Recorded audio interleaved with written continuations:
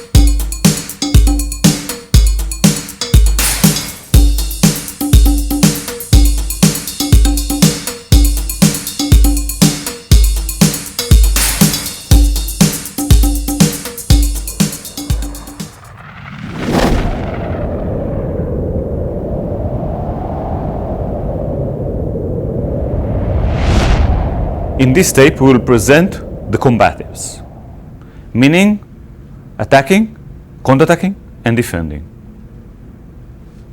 We have a tool. When we have a tool, we can use this tool in different techniques. For instance, for us, a punch is a tool. A certain punch is a tool. A certain kick is another tool.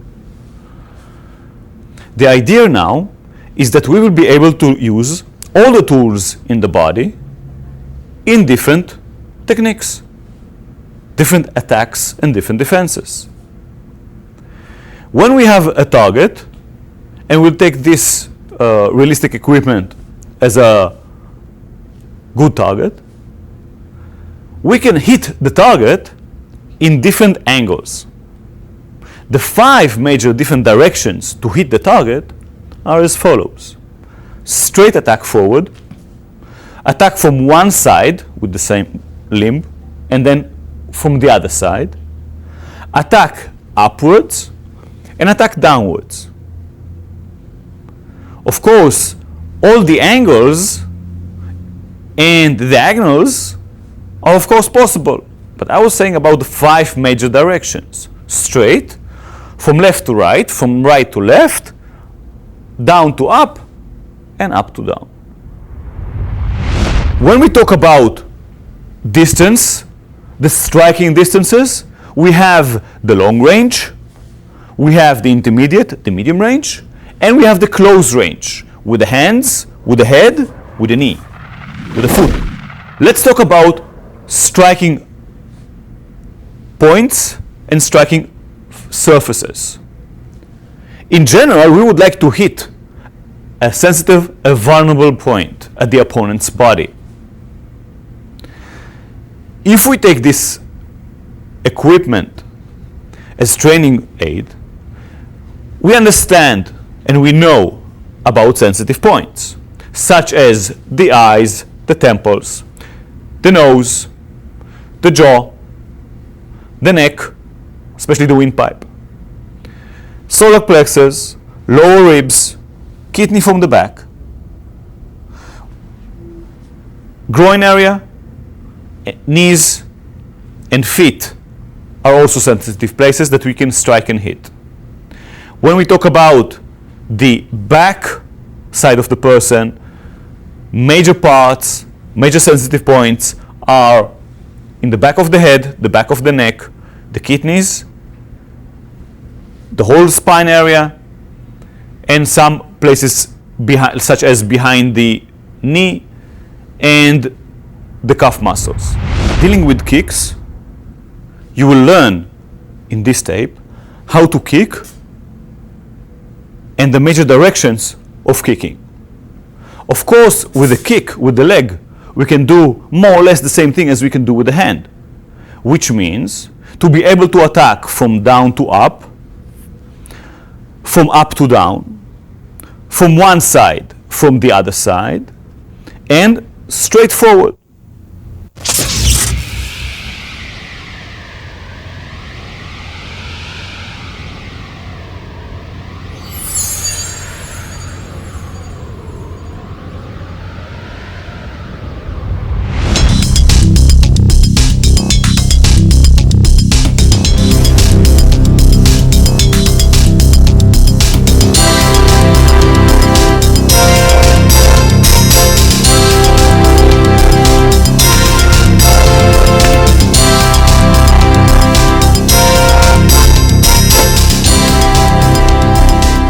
When you are going to be attacked, if you're going to be attacked, you may be positioned in different positions. You may be standing just like we are standing now here. You may be more in a ready position, maybe in a fighting even position. But maybe the attacker will come from the side. If you'll have the ability to prepare yourself better to a fight, you should get into a fighting stance. In the fighting stance, both knees are a little bit bent, shoulder width apart between the feet. The back heel is raised. The forward foot is turned a little bit. From a side view, you will see these points, and notice also the position of the elbows, relatively low, protecting the area of the ribs. The palms are about chin's height.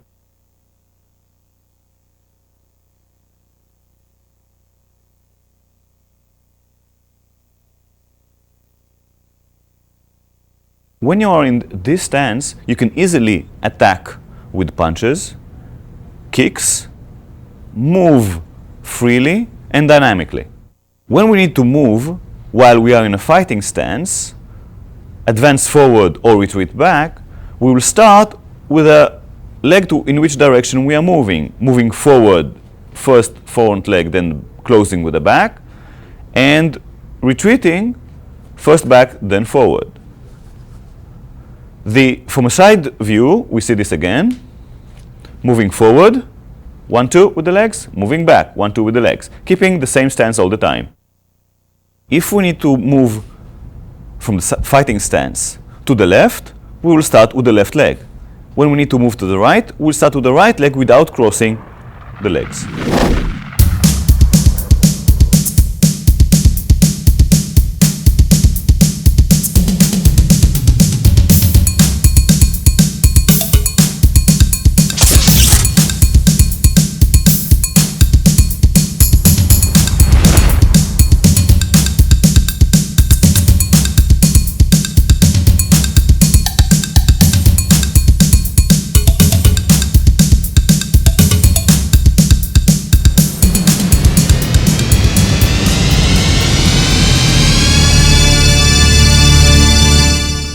We'll teach now how to punch. First, bring your hands to height of the chin. We'll start sending the hands forward and back lightly and slowly, keeping the palm vertical, keeping the hand vertical. Let's see this from a side view.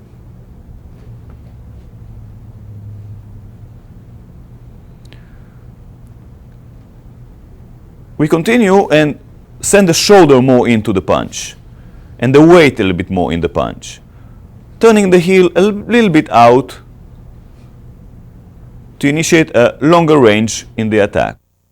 It is beneficial many times to strike with a closed fist. How to clench your fist? First start with the second knuckles, then with the third knuckles. Close your fist strongly, and then the thumb is over. Punching with your fists from a passive stance. Strong punches, hitting with the knuckles of the fists, turning the body, sending the shoulder forward. We'll see this from a side view. We are turning the hips and the heels a little bit too. Here we see Michael punching from a fighting stance, sending his left forward, punching with the left. Here it's demonstrated a slow punch, now a fast punch. Michael is rotating his body and shifting his weight forward in order to achieve maximum power and reach in the punch. From a side view, slow punch,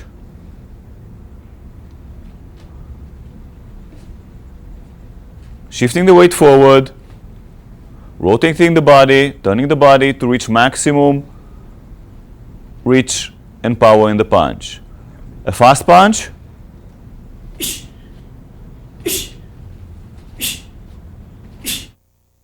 straight left punches to a focus mitt.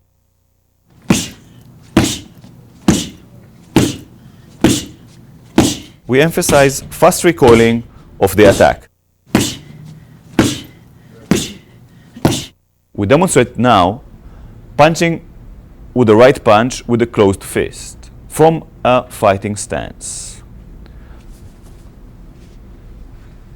Michael starts with sending his hand forward, shifting the weight forward, and then turning the body. He is hitting with the two knuckles as with the left punch. His waist is turned and the heel of the back leg is turned a little bit also. With this he can generate a strong punch, shifting the weight forward. From a side view, we can see the punch clearly. His chin is tucked a little bit down to protect him from getting a knockout, a punch. Seeing this from the other side, we can see how his shoulder is being sent forward to gain maximum reach in the punch. Fast punches. A side view of a fast punch.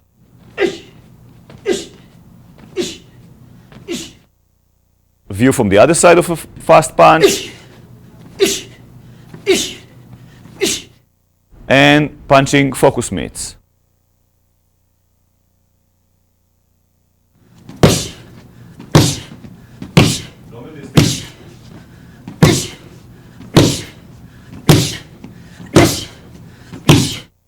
Michael is demonstrating now a combination of two straight punches left and right.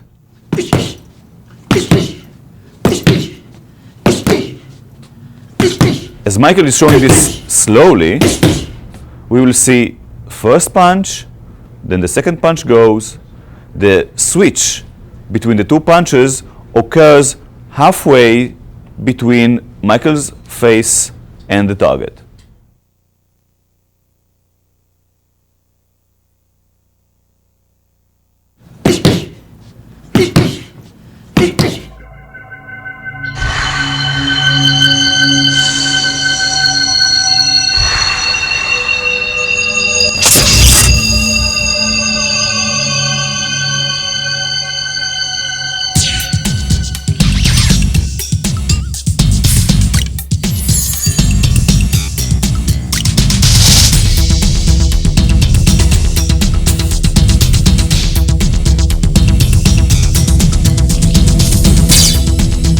Next, we examine the delivery of the Hammerfist Punch. It's important to note the name Hammerfist Punch comes from the physical characteristics of a hammer. The forearm of John, as it is positioned in this point in time, is similar to the handle of the hammer. The fist portion also simulates the head of the hammer. To understand this, we'll understand the delivery of the punch. John is basically using his hand like a hammer, delivering forward and slightly down to a target that is presented before him.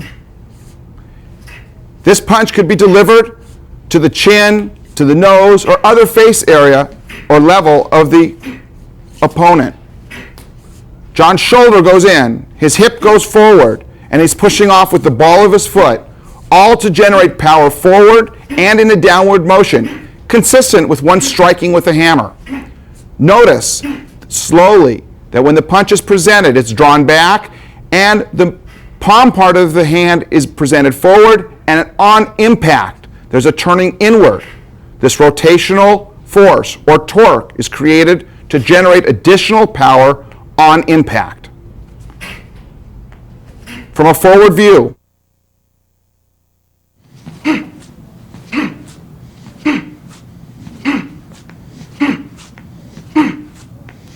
the striking surface of John's hand is the meat part of his hand, which he will touch now.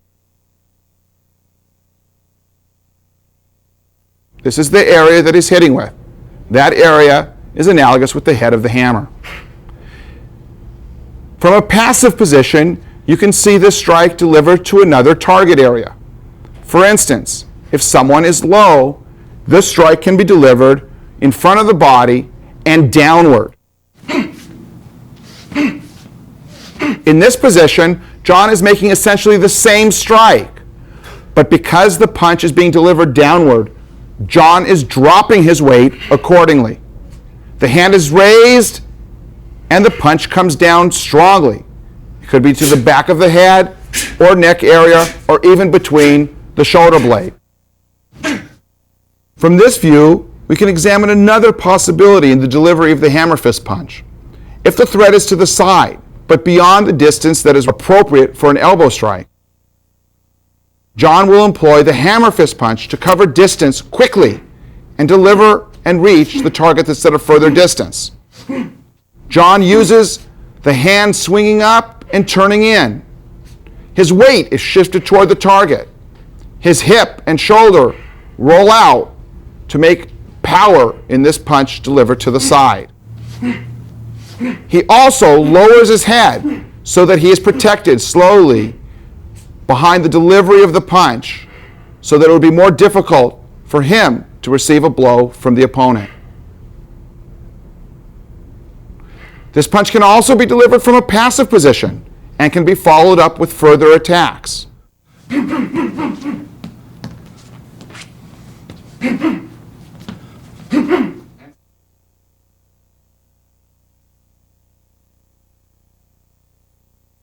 Now we break down the delivery of the hammerfist punch forward in its stages.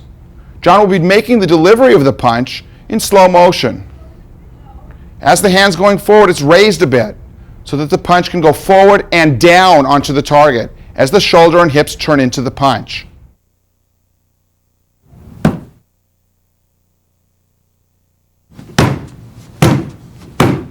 Now examining the hammerfist punch downward for a low target. The delivery of this punch is down. The weight will be dropped down. The hand is presented over the target and it starts to go towards the target with the palm down. Before actually making impact, the hand is rotated to hit with the meat part of the hand, the head of the hammer, so to speak, to deliver maximum power from the rotation that's included in this strike. John's weight drops sharply.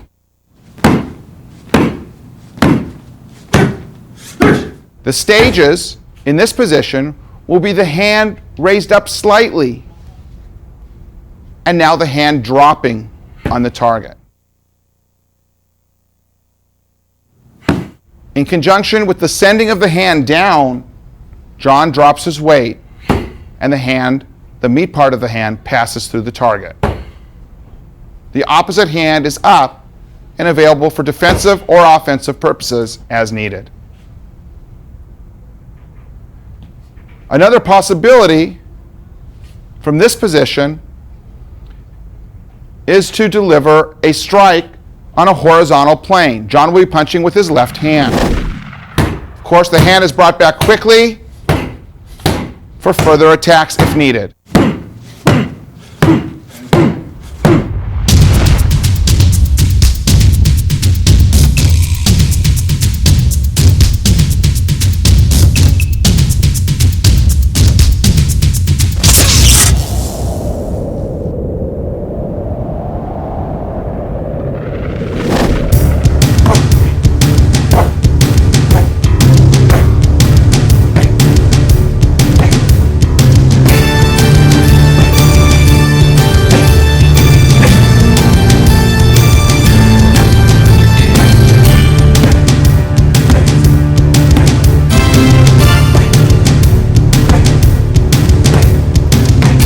Punch is an important tool in the fight because of the power that can be generated in a relatively short distance.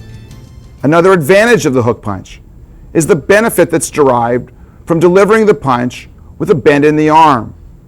This bend in the arm, the hook so to speak, allows you to pass around any possible defenses in order to hit the target.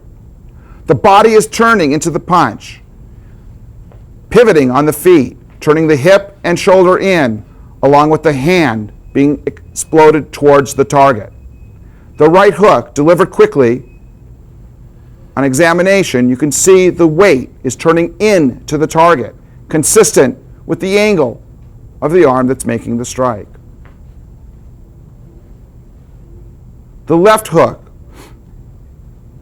This hook drives power from the pivoting on the forward foot, the turning of the hip inward, and again, the shoulder being offered and the hand moving as quickly as possible towards the target.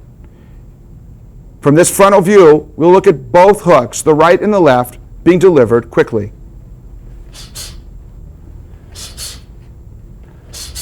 Notice that Amir's chin is down, being protected by the shoulders from any attack. The rotation of his shoulder, his hips, generated by the turn in the feet or the pivoting of the feet, contributes greatly to the power in this situation.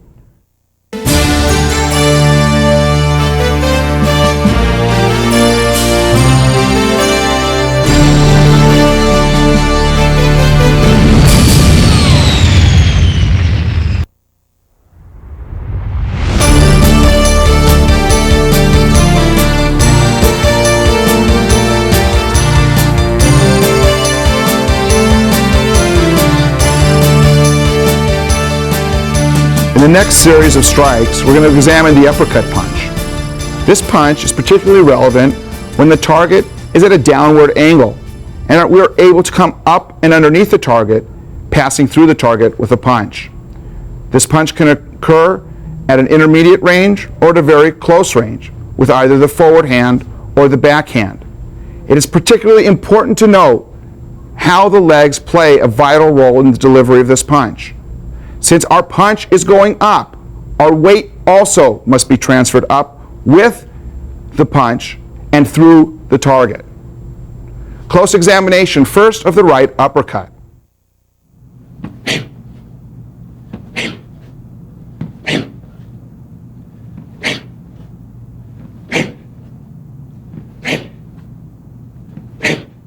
In slow motion, what's occurring in this position is the target is low. Amir lowers his body with his weight in the right leg and also in the forward leg. The body then shifts forward towards the target, with the hand leading the punch as the body is being raised. The punch travels through the target area and extends a bit forward. The striking point are the first two knuckles, consistent with the straight punches that have been discussed earlier. A side view of the right uppercut.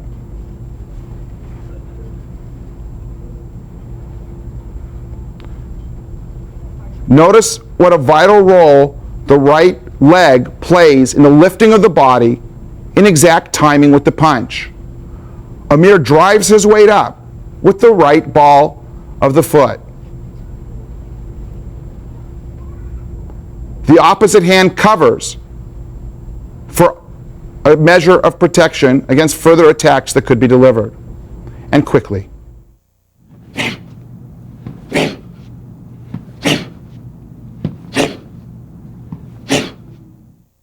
Looking forward, we can examine the uppercut punch being delivered with the forward hand. Although this does not offer as much power, the shifting of the weight and the driving of the leg contributes to a powerful strike.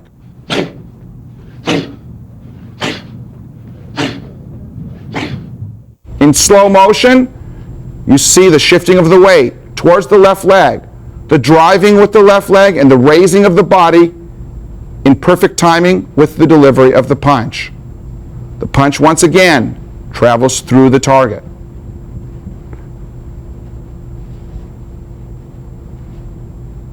And a side view of uppercut with the forward hand.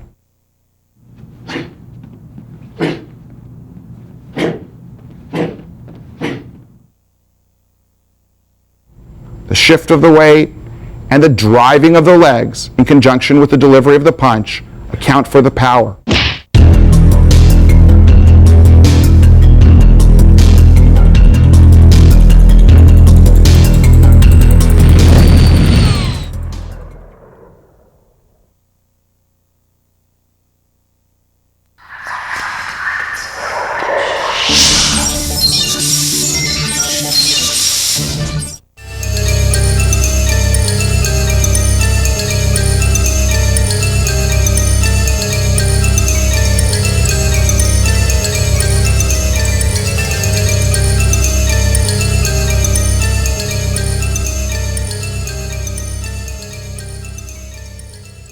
In this scenario, we're going to deal with close range attacks, specifically elbow strikes.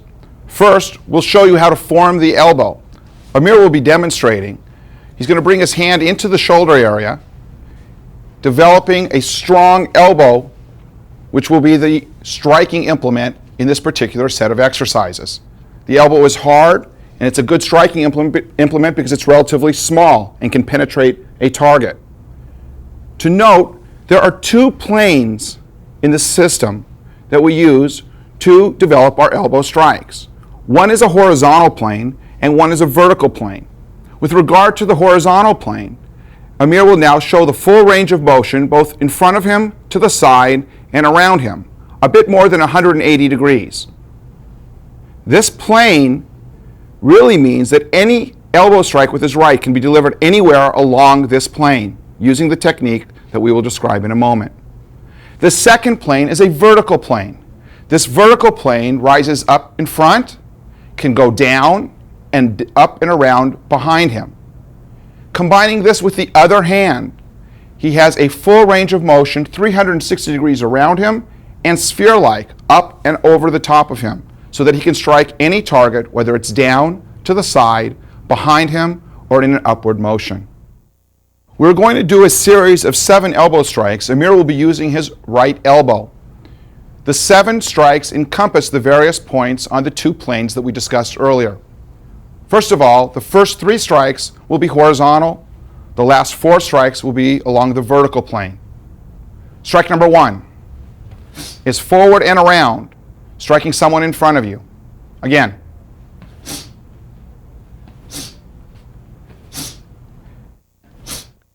And the second strike is to the side.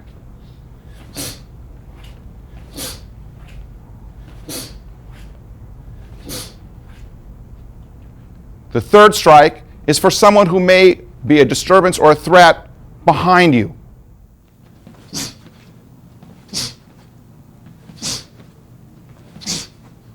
Very good. Side.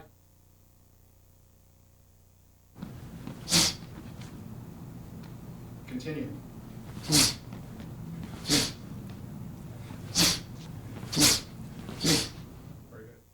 In this scenario, we're going to demonstrate the first 3 strikes along the horizontal plane.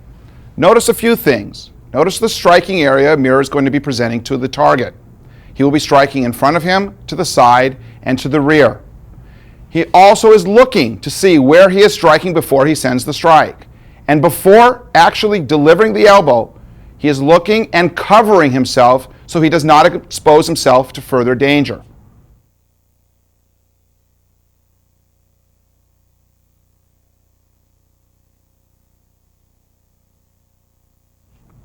Each strike recoils so that we can attack again if necessary.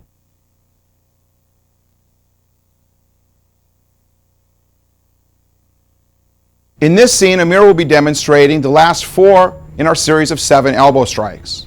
Strike number 4 will be to the rear and to the solar plex area. Strike number 5 will be to the throat or face area, to the rear.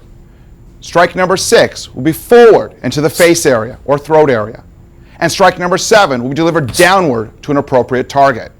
Notice that each time Amir is striking in this series, he is striking and recoiling quickly. And each time he strikes, his weight is delivered in the elbow strike. Each time he strikes, he is covering appropriately so he does not expose vulnerable areas to further attack.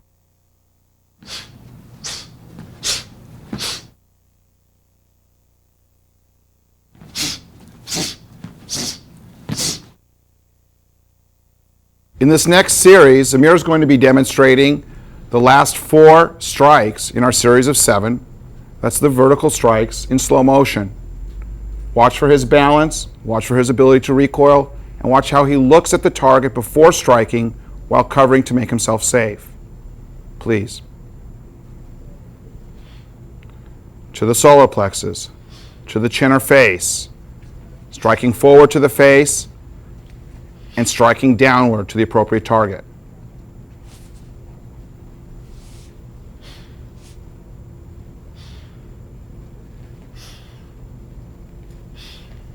A side view reveals his balance, the power that's generated in a short distance, and how he covers and looks to be safe.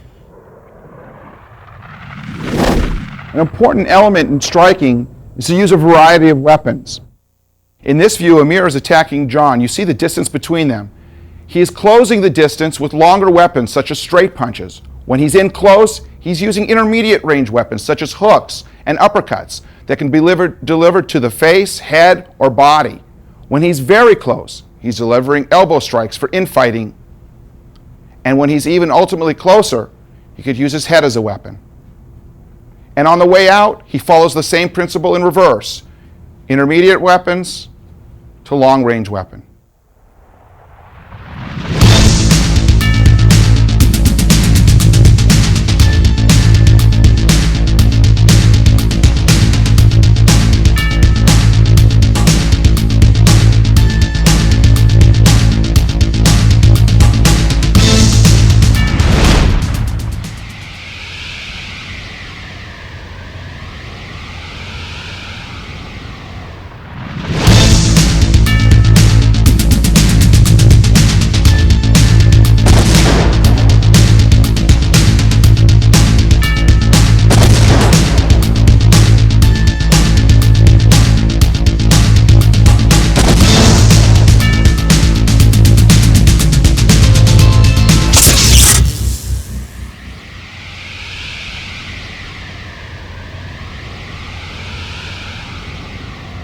Up to this point, we've demonstrated striking with the hands and elbows.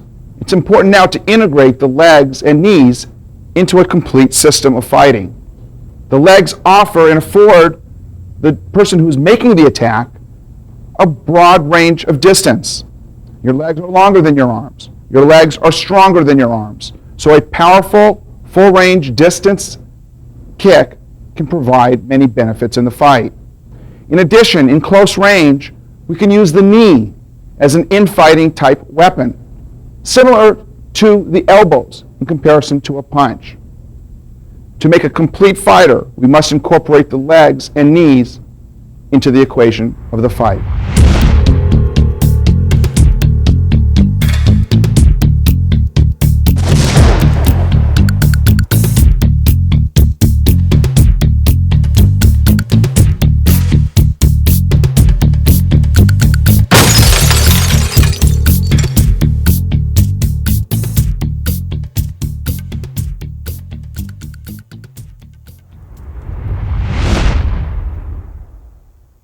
In this next scene, we view front kick to the groin. In this scenario, we're kicking up and underneath the groin, and the kick is rising. Generally, the kick is delivered with the instep of the foot, approximately at the same area one would tie their shoes. The knee controls how high the kick is going, and the knee should rise above the target level. The leg opens, and the power is delivered up and through the target.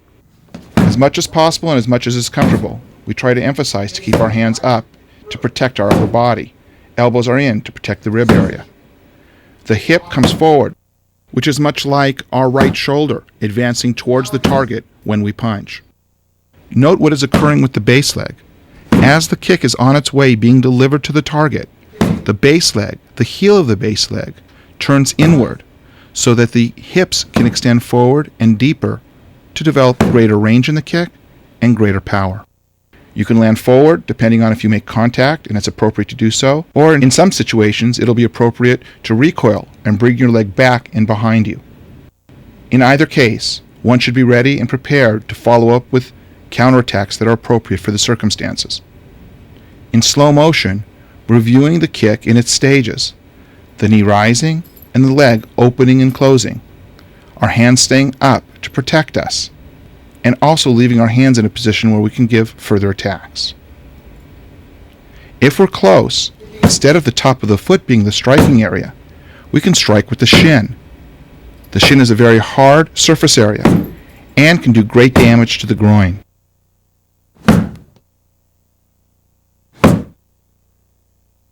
In this view, we can examine the kick, the front kick to the groin, in its logical stages. Kevin will assume a fighting stance and slowly will deliver the kick in its entirety.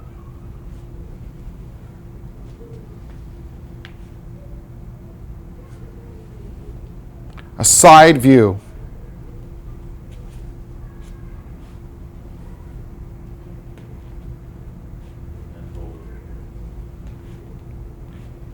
It's possible that the kicker will want to land forward. If he's successful in reaching the target, there's no sense in bringing the leg back.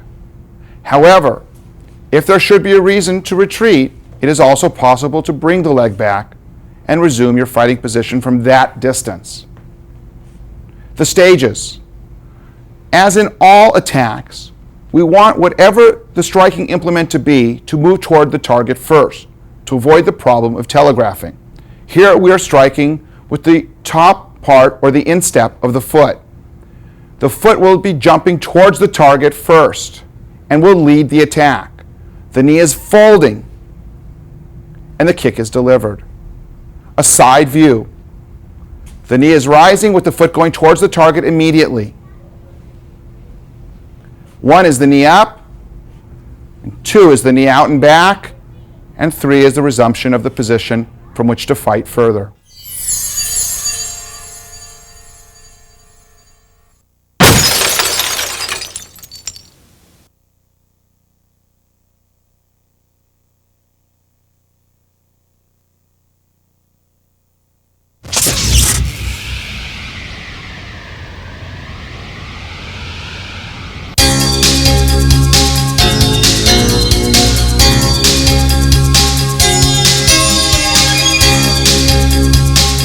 In this next section, we deal with the instruction of roundhouse kicks. Like all other striking methods in the system, we want to be able to hit a target from any possible angle and at varying distances. Our roundhouse kick is delivered up and around, and it can be delivered at a very acute angle, or it can be delivered on the diagonal angle.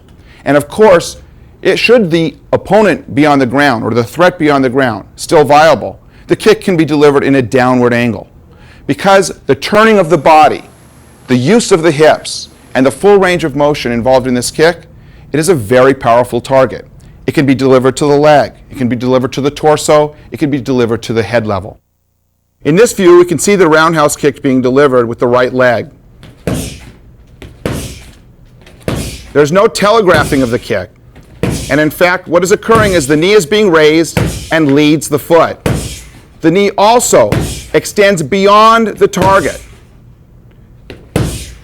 The hips are turning in and the weight is being turned into the direction of the target. Power is generated in a relatively short distance. Notice also that Jared, as he's kicking, keeps his hands relatively up and in a protected position so that he is safe from any additional attacks that may be sent in his direction. In slow motion, please.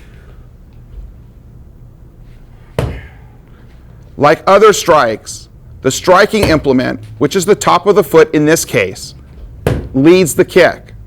As the foot is coming forward, the knee is bent and remains bent as the kick passes through the target. As the knee passes the target unobstructed, the knee is opened and the foot is creating power on the pad in order to catch up with the knee. The turning of the hip, the turning of the shoulder inward, and the placement of the body weight ensures that this kick will have power. Specifically here we note what is occurring with the base leg. As Jared is kicking, it's important to note that basically the base leg is on the other side of the target. This will ensure that when kicking, the kicking leg will want to pass through the target and not merely to the target. Of course, as Jared is kicking, he is shifting his weight and pivoting on the ball of his foot. This also allows further range of motion. Should Jared be closer to the target, he will be delivering this kick with the shin. This is a very, very hard striking surface and can be delivered to various areas on the body to cause damage. Here's an example of the various levels at which this kick can be delivered. A kick to the leg is very strong, and also because of the sensitive nature of the muscle at the quad area of the leg, inflicts great pain. Such a kick can even deaden the feeling in the leg. Notice that Jared is turning his body very sharply and that he's delivering the kick with his shin. His right shoulder is up to protect him as much as possible from any punches or other attacks that may be thrown at him. This same kick can be delivered to the rib area. This essentially is the same type of kick. And of course, at this level, the kick can be delivered with the top of the foot,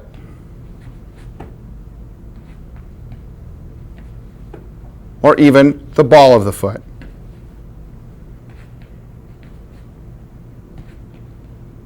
The kick can also be delivered with the shin, the ball of the foot, or the top of the foot at the head level. With Wade's hands in this position, Jarrett will deliver the kick around Wade's left arm. He is using the foot in a flex position and kicking with the ball of the foot to reach the target, up and around the raised arm of Wade. If Wade's hands are lowered, and if Jarrett prefers, he can kick now with the instep. It's not necessary to go around any possible block or defense. And of course, as demonstrated earlier, you saw that Jarrett can deliver the kick with the shin to the face. In this view, we can see the development of the kick. Comparing it to the front kick, it's similar in nature, very similar. In fact, the front kick is delivered on a vertical plane forward. As the angle of the kick changes towards the diagonal,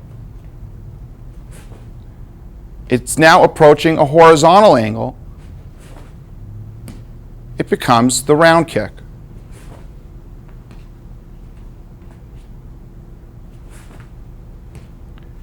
At the very top level, it can be a very sharp angle on a horizontal plane.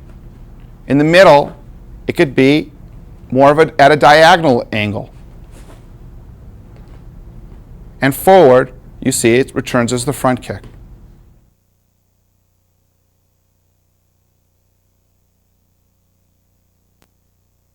In this view, we'll examine the round kick delivered with the forward leg. Again, we'll draw the comparison between a front kick. It's a similar kick. From this position, you can see the knee raising for the front kick. The front kick is being delivered and is raised in a vertical target forward. From this position, once the kick is placed on the diagonal angle, you can see the formation of the round kick. The appropriate turning of the body to accompany the direction of the kick is incorporated. It is even possible to see the kick form so that the kick is actually being thrown parallel to the ground, completely in a horizontal position. As with other kicks, the kick can be delivered advancing or retreating or moving laterally. This will be saved for another tape.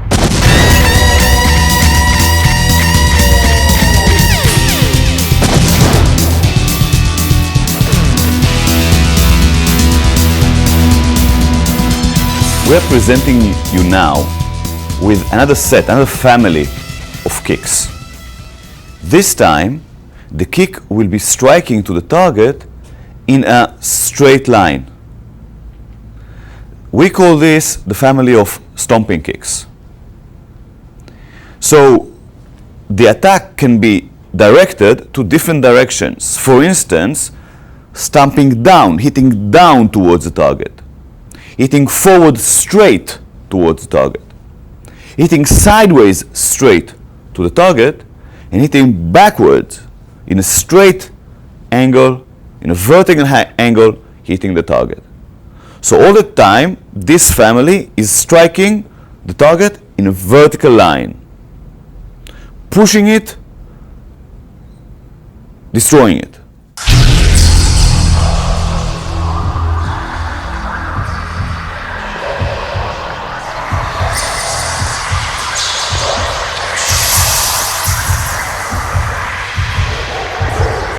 Jarrett will demonstrate now stomping kick down to a target. The target that is down still poses a threat to you. You are lifting your leg and then striking down with your heel. The technique is being done with delivering your weight, sending your weight down to the target. You see that we use realistic training tools to enhance the learning.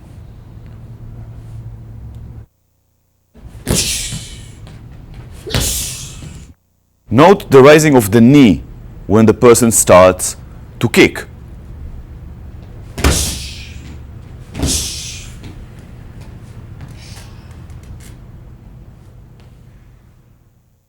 When you're being attacked in a bear hug, one of the things you can do is strike down with a stomp towards the instep, the toes of your opponent.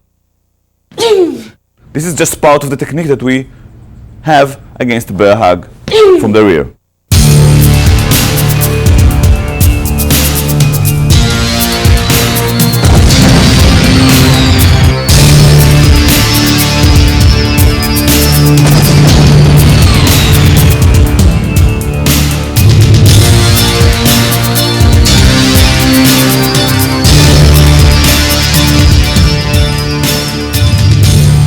Mani will demonstrate now, from a passive stance, a defensive kick forward.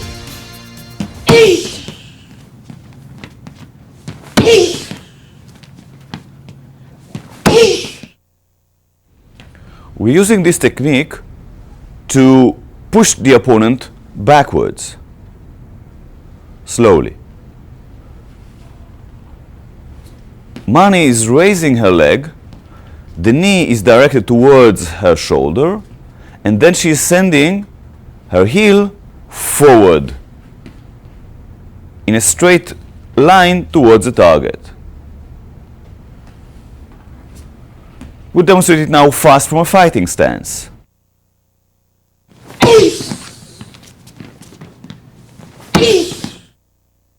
This technique is excellent against an advancing attacker to stop him. Mani will demonstrate now the stages of learning for the defensive kick forward. We will start with stomping down, shifting the weight towards the target, starting with raising the knee. Now the kick will come more and more forward and up, as if the target is rising, and a bit higher. Notice that Mani is bringing her knee towards her shoulder, and she's shifting her weight more and more forward to create more of a push and more of a stronger kick towards the target.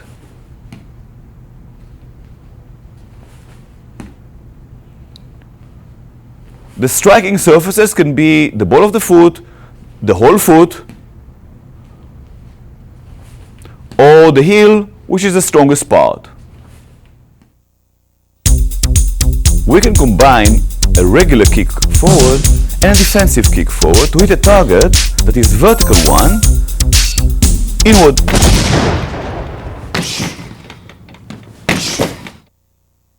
Jarrett is lifting his knee and then kicks forward with the ball of the foot.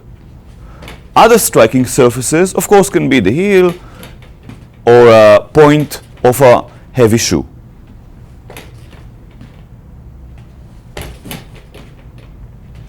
And now with the forward leg. From a correct distance, Jarrett will kick fast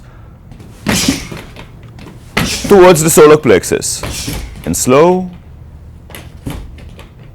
hitting straight inward, and fast 2 times again.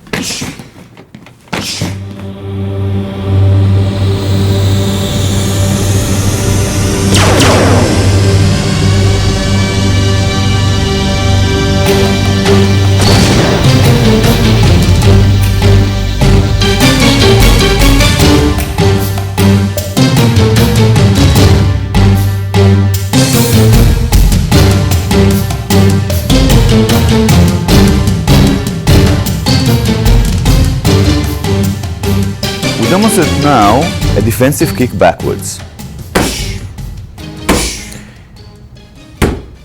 You raise your heel backwards and then send the whole leg backwards in a straight motion.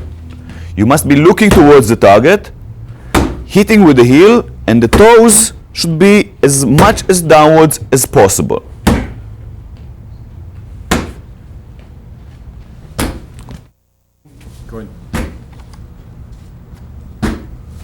You should look by the side of your shoulder or under the arm.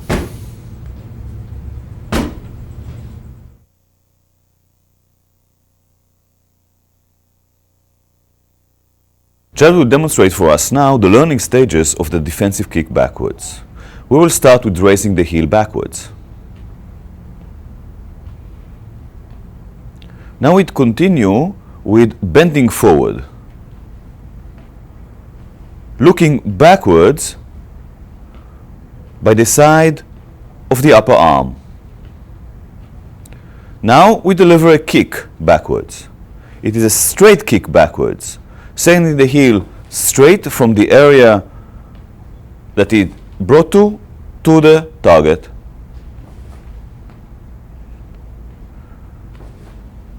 The weight is delivered, sent in the direction of the attack,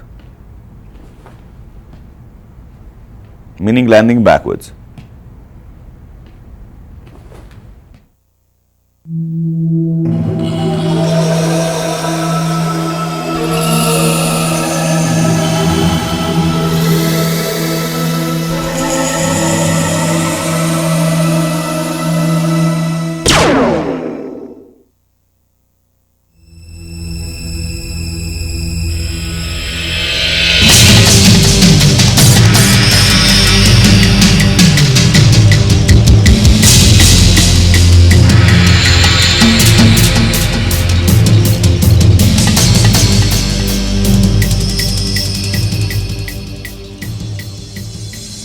Jared will demonstrate for us another member of the family of the stomping kicks. This is the side kick.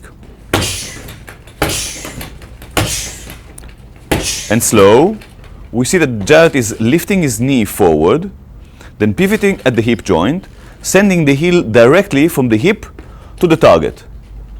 To initiate a strong hip movement, he is also pivoting at his base foot. The weight and the hip are directed towards the attack, towards the target.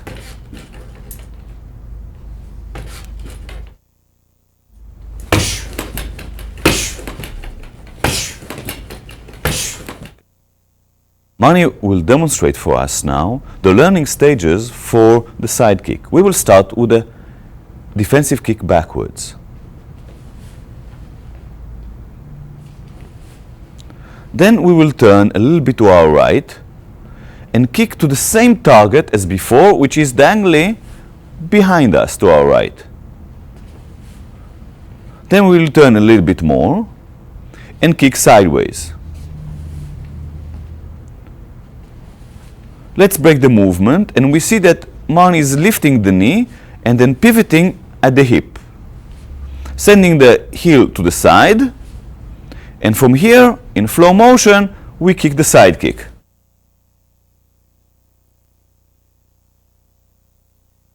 The side kick can be delivered to different heights, such as the knee of the opponent. We are also bending our base knee, or at the midsection, the lower ribs of the opponent, or even up to his head, if you are flexible and able.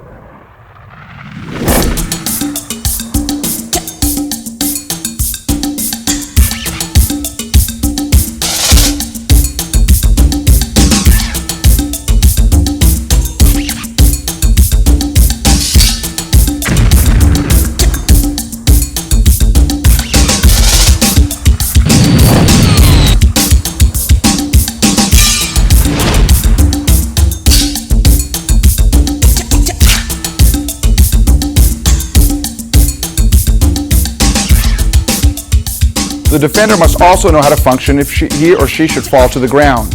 Wade gives an example of someone who is down, but he puts himself in a readied position to deal with an aggressor who approaches him.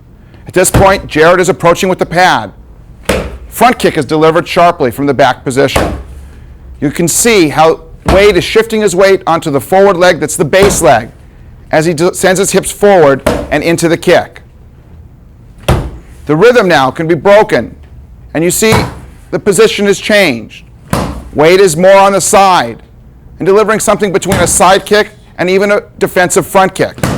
Notice the defensive positions of his hands and how he rocks forward to put his weight in the kick. In this position, we watch as Wade is moving his body in order to deal with an aggressor who's attempting to change the angle of attack.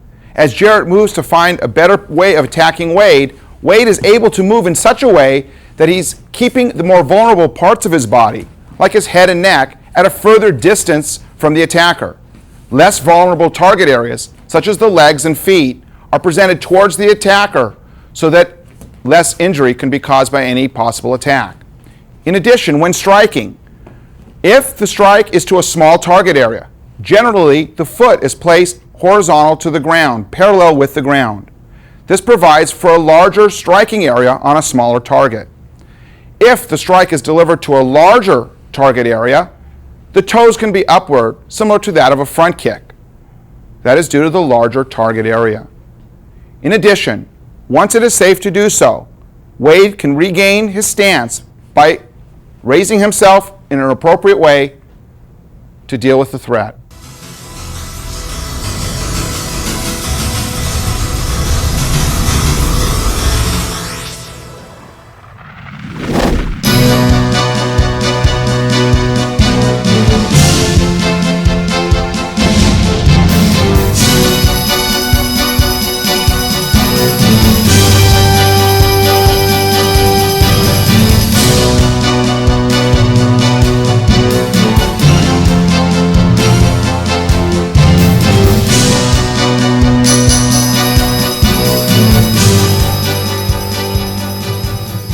As previously mentioned, we want to be able to strike at appropriate distances. That distance may be far, or that distance may be at an intermediate range.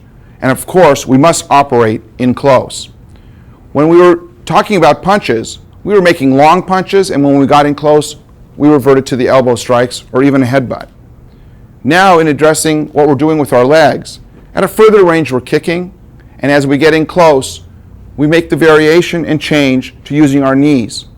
Our knees can generate a great deal of power in a short distance, and it allows us a variety of tools in the fight. In this view, we'll watch Marnie as she delivers a variety of powerful knee strikes to the target.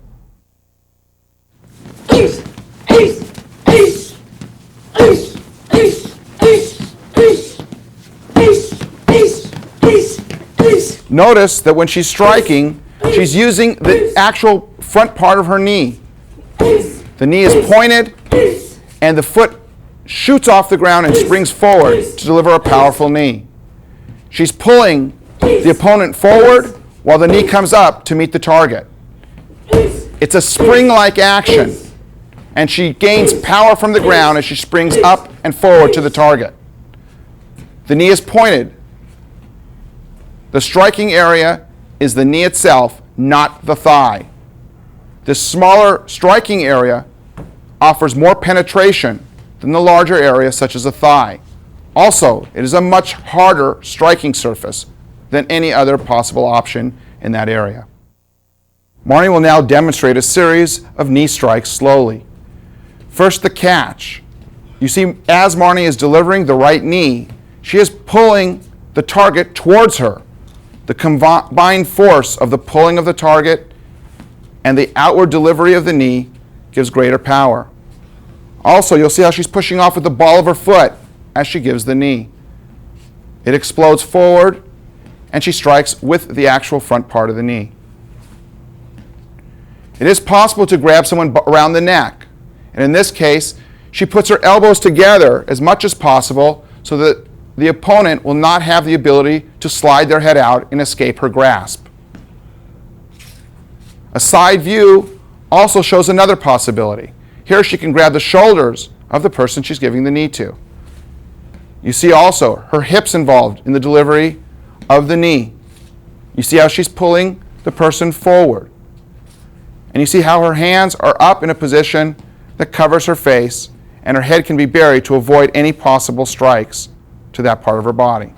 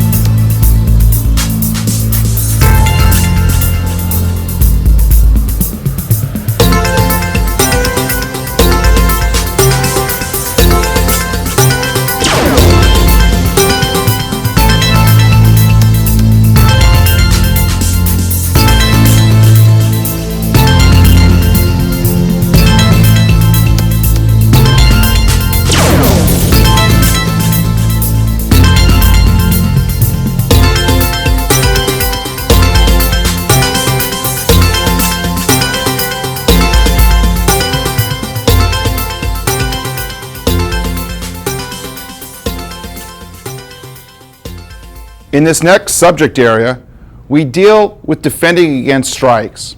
In particular, we're dealing with those strikes that come from an outside angle in. The exercise is called 360-degree defense because we are defending at a 360-degree range around us. This exercise is also used as a training method to develop peripheral vision so that we can pick up on movement on the outside. Our defense is foundational and is created at a 90-degree angle to stop the given attack. Later, we'll be adding counterattacks so that we are defending and attacking together to stop any subsequent attacks. And further, this is very important to note that other exercises seen later in knife and other subject areas are based on and are built from this foundational exercise. In this scene, we examined the 7 positions for 360-degree outside defense. John will now assume each position. The first position deals with an attack that is overhead and coming down on top of the head at almost a 90-degree angle. John raises the blade of the arm, the forearm, to defend. His blocking surface is from the tips of his fingers to his elbow and can deal with any threat in that zone. Notice that the bicep is close to his ears, this ensuring from this point in time that he will have coverage for the top of his head. Also, his chin is down so that his head is inside the defense. Position number 2. This deals with an attack to the head level coming from the outside at a diagonal downward angle. Again, the blocking surface is from the point of the tips of the fingers to the point of the elbow. And John is still and will continue to defend with the blade of his arm. Position number 3. An outside defense dealing with a horizontal attack almost parallel to the ground, still being delivered to the head level. Position number 4. Dealing with a defense for the lower part of the torso for an attack that's being delivered, again, horizontal or slightly upward at the torso. Position number 5. An outside defense dealing with a little bit lower part of the body and given when it's appropriate to do so and comfortable for the hands. This covers the same general area as position 4, but can be done or performed when the hands are in a comfortable position to make this defense. Position number 6 deals with closing of the circle at a lower level. Notice again that the forearms are defending. The blocking surface are from the fingertips to the elbow. And John is bending at the waist with slight minimal bend at the knees. If John were to bend the knees, he would bring the target area or the intended target closer to either the weapon or the striking implement. We keep the knees straight but not locked and the waist bent to keep the intended target area further away from the threat. Defense number 7 closes the bottom of the circle. Again, this defense deals with attacks that would be rising upward, almost at a 90-degree angle to the body. John is able to defend at this 90-degree angle to stop the attack. Again, defending with the forearms from the elbows to the fingers. A side view of each defense as presented with the right arm. 1. Defending the top of the head. Again, please. Notice how John is rotating his hand in a chopping-like motion and putting his weight in the defense and slightly forward. This allows for the defense to be strong, and we are almost defending with an attack. Defense position number 2, dealing with those attacks that may be delivered at a diagonal angle or downward. From this position, John again rotates his hand outward in a chopping-like motion to attack with the defense rather than just placing his hand in a stagnant position. Defense position number 3 deals with a horizontal attack parallel to the ground. Again, you can see the side of the forearm, the blade, so to speak, defending in this position. Position number 4, slightly downward angle, closing in on the body so that the elbow is supported by the side of the body. The blade offers the defense. Position number 5, again defending with the side of the body, side of the forearm, and the side of the body is defended. Position number 6, out and down, dealing with an attack that is rising at a diagonal angle toward the body.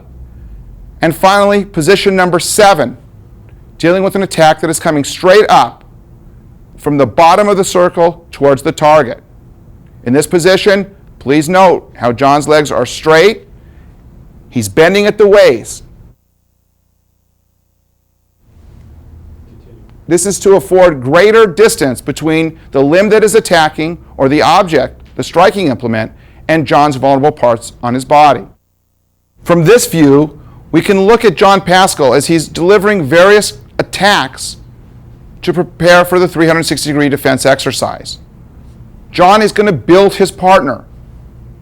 The attacks come from all angles, from the very outside to the very top and down. The attacks can be delivered two at one time. The attacks can also be delivered in a broken rhythm.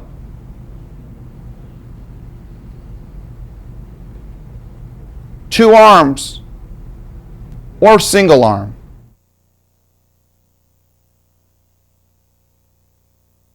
John is defending as he's demonstrated before. In this position, the attacker is sending the attacks, and John is looking towards the face or chest area of the attacker. He's using his peripheral vision to pick up on the movement of the attacking limb and defending with the appropriate 360-degree defense. Although we had 7 positions, those were merely learning positions. Defenses can be offered at any or an infinite number of positions. The attacks also from this position can vary, meaning the rhythm can speed up. 2 hands can be offered on top of one, which is referred to as broken rhythm, which has or forces John to respond with 2 defenses that overlap, or 2 simultaneous defenses occurring at the same time. The attacker can now spin and break up the rhythm, hiding the attack, to build, once again, the defender to be the best he can be to defend all possible outside type attacks that come toward him. A violent confrontation is sure to include multiple attacks. It's rare that someone in a fight gives a single attack. Here, John is defending 1 attack at a time. In our theory of defense, we realize that we want to be able to combine the defense, as John is now performing, with the counterattack. The reason for this is that the counterattack stops subsequent attacks, because the delivery of the punch and being hit by the punch causes the attacker to stall. It is difficult to send a punch when you're being hit by a punch. And this punch actually adds or serves as a defensive tool for the fight. In this scene, we'll examine progressive learning stages for the 360-degree defense exercise. A single attack is being delivered. The defender is defending close to the wrists, stopping the attack at a 90-degree angle. The attacker is bursting in at high speed. The attack is at various locations that are not predetermined. Now we add a counterattack. From this position, the defender is learning to give an attack with his defense. The last stage is as follows. From this position, the defender can burst in if he's ready to do so, and follow up with additional attacks. 1 at a time, please.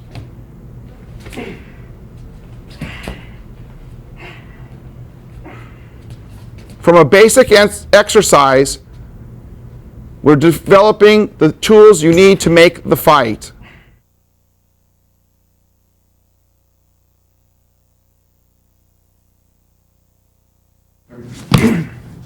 Step in.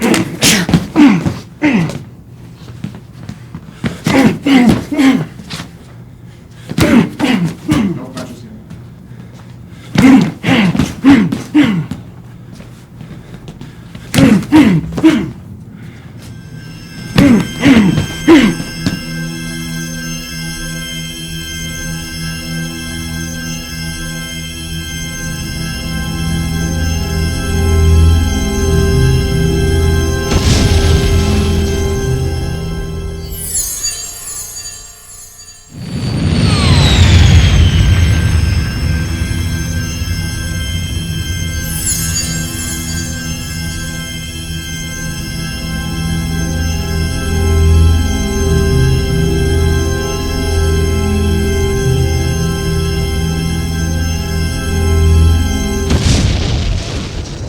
we will introduce now another subject of defenses, and that is the inside defenses. Before we were talking about what happens if the attacker is coming from the sides and we were blocking the attacks. But what if the attacker is coming with a straight punch to hit you? Michael will show the defense. Michael will demonstrate now the hand defenses against straight punches. From a passive stance with the hands high, shoulder width apart, and about chin level, he will defend the straight punches. You send your palm diagonally forward. You will make contact first with the area of the back of the hand or the wrist of the opponent and slide to his forearm.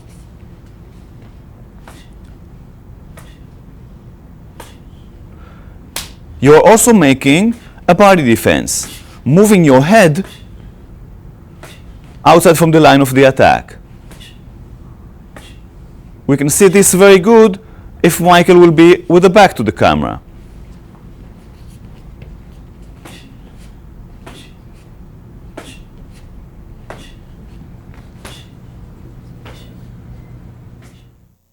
That's the way the inside defenses look from a fighting stance and fast.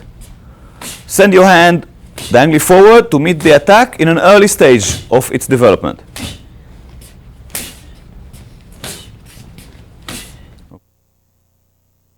This is the first stage of learning. Now we add the body defense, moving the head to the opposite side as the defending hand moves. This way, the attack will miss you. So you have two enhanced defenses, the hand defense and the body defense.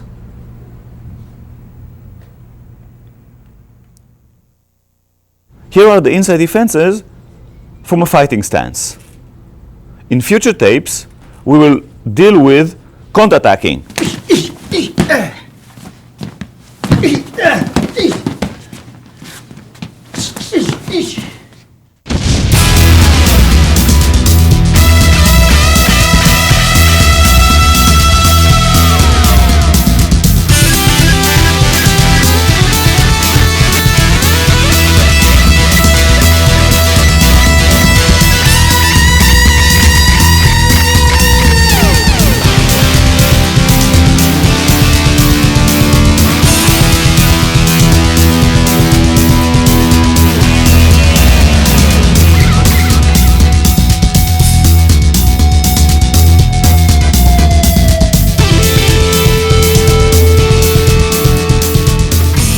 These were the combatives. These were the tools that you need.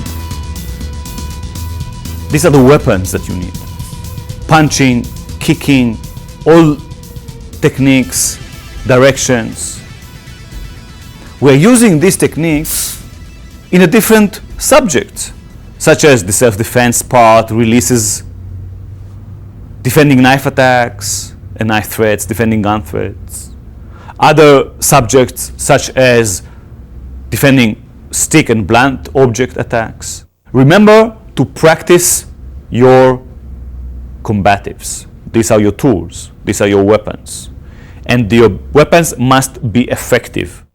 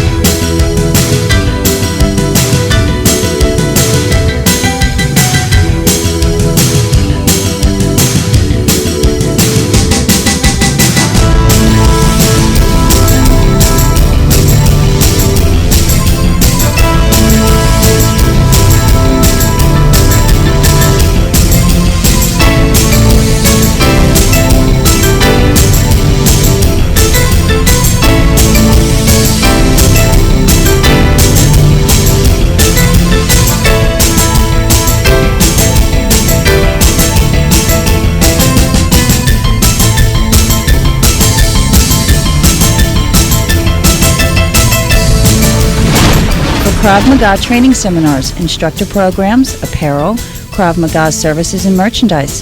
Visit our website at www.kravmaga.com.